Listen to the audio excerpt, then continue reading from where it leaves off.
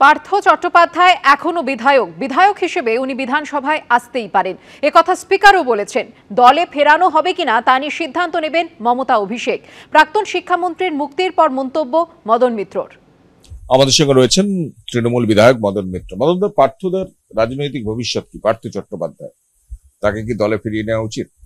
একটা কথা খুব পরিষ্কার বলা দরকার যে দলে কে থাকবে কে থাকবে না এটা সিদ্ধান্ত নেওয়ার অধিকার আমার নেই, কারণ আমি দলের 200-250 এমএলএ একজন এমএলএ মাত্র। সিদ্ধান্ত নেবেন মমতা বন্দ্যোপাধ্যায় এবং সঙ্গে অভিষেক বন্দ্যোপাধ্যায়। ও যদি চায়, আমি জানি না, পার্টির যদি কোনো আপত্তি না থাকে বা কিছু, সেটা পার্টির ব্যাপার, কিন্তু স্টিল এমএলএ। এবং আমি শুনলাম সেদিনকে এই স্পিকারও বলছেন যে এমএলএ হিসেবে তার তো অধিকার আছে ভেতরে আসার।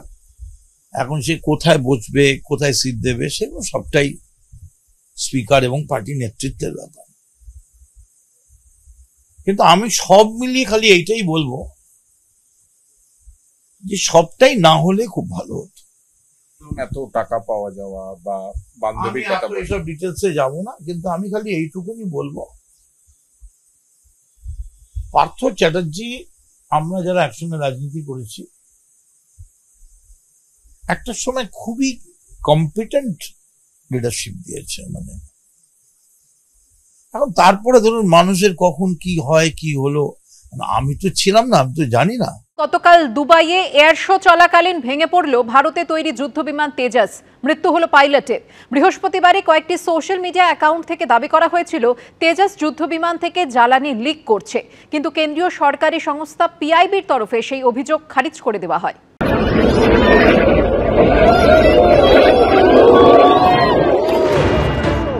বিদেশের বুকে ভয়ঙ্কর আকাশ দুর্ঘটনা। দুবাইয়ে এয়ার শো চলাকালীন এভাবেই ভেঙে পড়ল ভারতে তৈরি যুদ্ধবিমান তেজস। দাউ দাউ করে পুড়ে ছাই হয়ে গেল আস্ত বিমান। মৃত্যু হল বায়ুসেনার পাইলটের। স্থানীয় সময় শুক্রবার দুপুর 2:10 দুর্ঘটনাটি ঘটে।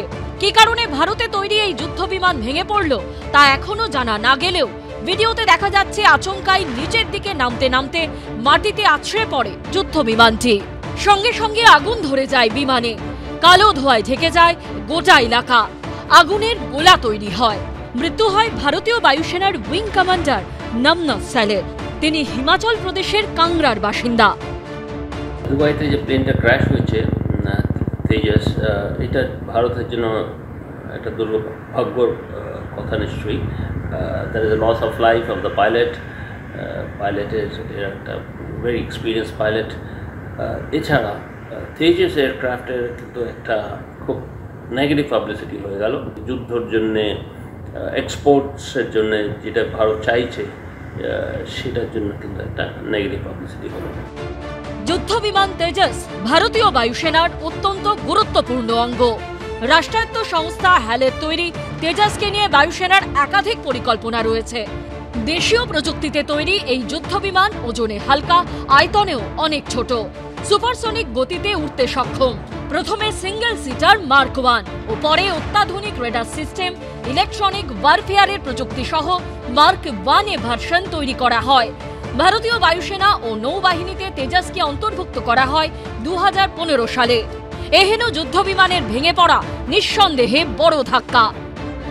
সিঙ্গেল ইঞ্জিন এয়ারক্রাফটে কি অসুবিধা, যে একটা সিঙ্গেল ইঞ্জিন যদি ডাউন হয়ে যায় আর একটা ইঞ্জিন কিন্তু সে সাপোর্ট দিতে পারছে না। কোনো কারণে যদি ইঞ্জিন সিজ হয়ে যায়, সেখান থেকে কিন্তু মানে ওই অল্টিটিউডে এয়ারক্রাফট কিন্তু উপরের দিকে উঠবে না। টোটালি লস অফ কন্ট্রোল বা আপনার হাইড্রোলিক ফেলিওর অথবা ইঞ্জিন ফেলিওর যদি হয়ে যায় আর সুপারসনিক স্পিডে যাচ্ছে, সে কিন্তু ফ্রি ফল হতে বাধ্য।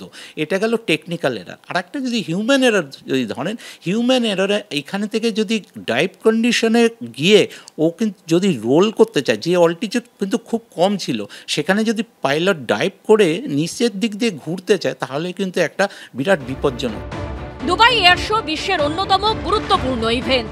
এখানে বিভিন্ন দেশের বিমান নির্মাতা সংস্থা অংশ নেয় বাণিজ্যের উদ্দেশ্যে। যুদ্ধবিমান তেজস এই এয়ার শোতে অংশ নিয়েছিল, আর সেখানেই ভয়ঙ্কর ঘটনা ঘটল। যখন লো লেভেলে একটা এয়ারক্রাফট ফ্লাই করে আর ম্যানুভার করে, যদি কোনো গন্ডগোল ঘটে ওটাকে কন্ট্রোল করা খুব মুশকিল হয়ে যায়। যদি এয়ারক্রাফটটা একটা হাই অল্টিটিউডে এইসব করছে আর তখনও পাইলটের কাছে রিঅ্যাকশন টাইম থাকে, আর ও চেষ্টা করছিল নোজটাকে একটু ওপরে করার জন্য যাতে ওপরে চলে যাবে, কিন্তু সেটা পারলো না, রিঅ্যাকশন টাইমটা অনেক কম ছিল, যার জন্য প্লেনটা ক্র্যাশ করে গেল। দুবাই এয়ার শো চলাকালীন বৃহস্পতিবারই কয়েকটি সোশ্যাল মিডিয়া অ্যাকাউন্ট থেকে দাবি করা হয়েছিল তেজাস যুদ্ধ বিমান থেকে জ্বালানি লিক করছে, কিন্তু কেন্দ্রীয় সরকারি সংস্থা পিআইবির তরফে সেই অভিযোগ খারিজ করে জানানো হয় অভিযোগ সম্পূর্ণ মিথ্যা। তেজাস যুদ্ধ বিমানে কোনো যান্ত্রিক ত্রুটি নেই, সাধারণ ড্রেনেজ প্রক্রিয়ার কারণেই তরল বেরোচ্ছিল। এরপর শুক্রবার তেজাস দুর্ঘটনাগ্রস্ত হয়। দুর্ঘটনার কারণ খতিয়ে দেখতে কোর্ট অফ ইনকোয়ারি গঠন করেছে ভারতীয় বায়ুসেনা। 2023 সালের 25শে নভেম্বর প্রধানমন্ত্রী নরেন্দ্র মোদী তেজাসে চেপেছিলেন। 2024 সালের মার্চে রাজস্থানের জয়সালমেরে ভেঙে পড়েছিল যুদ্ধ বিমান তেজাস। 1 বছরের মাথায় ফের দুর্ঘটনাগ্রস্ত হল তেজাস, মৃত্যু হল বায়ুসেনার পাইলটের। প্রতিরক্ষা মন্ত্রী রাজনাথ সিং সোশ্যাল মিডিয়ায় লিখেছেন, দুবাই এয়ার শোতে প্রদর্শনের সময় ভারতীয় বিমান বাহিনীর একজন সাহসী পাইলটের মৃত্যুতে গভীরভাবে শোকাহত। রাহুল গান্ধী বলেছেন, দুবাই এয়ার শোতে তেজাস দুর্ঘটনায় সাহসী আইএফ পাইলটের মৃত্যুতে গভীরভাবে শোকাহত। তার পরিবারের প্রতি আমার আন্তরিক সমবেদনা। দেশ তার সাহস এবং কাজকে সম্মান জানিয়ে পাশে থাকবে। দিল্লির প্রাক্তন মুখ্যমন্ত্রী অরবিন্দ কেজরিওয়াল সোশ্যাল মিডিয়ায় লিখেছেন, ভারত একজন সাহসী বিমান যোদ্ধার মৃত্যুতে শোকাহত। দুর্ঘটনার কারণ নির্ণয়ের জন্য দ্রুত এবং যথাযথ তদন্ত প্রয়োজন। আমাদের পাইলটদের নিরাপত্তা এবং জীবন অত্যন্ত গুরুত্বপূর্ণ। ঐশী মুখোপাধ্যায় ও ময়ূক ঠাকুর চক্রবর্তীর রিপোর্ট, এবিপি আনন্দ। এবিপি আনন্দ, এগিয়ে থাকে, এগিয়ে রাখে।